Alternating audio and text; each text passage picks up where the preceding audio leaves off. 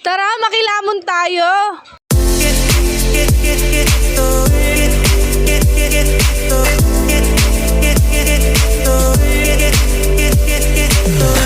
Nakatambay nga kami dito ni Alas sa bahay dahil nga wala kaming magawa. Buti na nga lang pala si Alas ay napaka-behave. At ito nga nilapag ko nga siya dahil hindi nga naman siya umiiyak. At sakto nga maghulog nga pala ako ng paluwagan namin. At nung maghulog na nga ako, tinawag nga ako ni Ninang Mers para nga daw makijoining ako sa kanyang birthday. Birthday nga pala ngayon ng aking ninang na si Ninang Mers. At tingnan niyo naman yung pagkain dyan ay napakasarap talaga kaya nga ito nilamon ko na. Sino nga ba naman ay walang kaalam-alam na maghuhulog ka lang pero mapapatawag ka dahil kakain ka. At buti na nga lang sa mga oras na to ay gutom ako kaya nga ito tinalon ko na yung bahay ni Tita Mers para nga makisabak ako. Sumali nga pala ako ng paluwagan dahil nga kokota ko na yun sa pambinyag ni Alas. Sa linggo-linggo kasing sinasahod ng asawa ko ay hindi talaga ako nakakapagtabi ng pera. Kung may natatabi nga akong 500 o kaya 200 ay hindi ko talaga maiwasan na magastos. Yung sinasahod kasi ng asawa ko ay hindi talaga sapat sa amin. Dahil nakikisama rin kami dito kala mama ay kailangan talaga namin na gumastos. Yung sahod kasi ng asawa ko kung hindi abutin ng 2 araw ay 1 araw nga lang. Dahil ganun nga kabilis maubos ang sahod ng asawa ko dahil nga wala kaming pinagkukuhanan ng pamasahe sa araw-araw. Araw-araw rin kasi talaga ako nangungutang ng kanyang pamasahe. Kung hindi kasi 150 ang pamasahe niya ay minsan nga ito ay nagiging 200 dahil nga malayo ang kanyang pinapasukan. Kaya lahat talaga ng sahod niya ay napupunta lang talaga ito sa pangbayad. At tingnan niyo naman si Ala, sinahampas niya nga dyan si Malik. Tahimik nga lang dyan si Malik dahil nga kakabangod lang.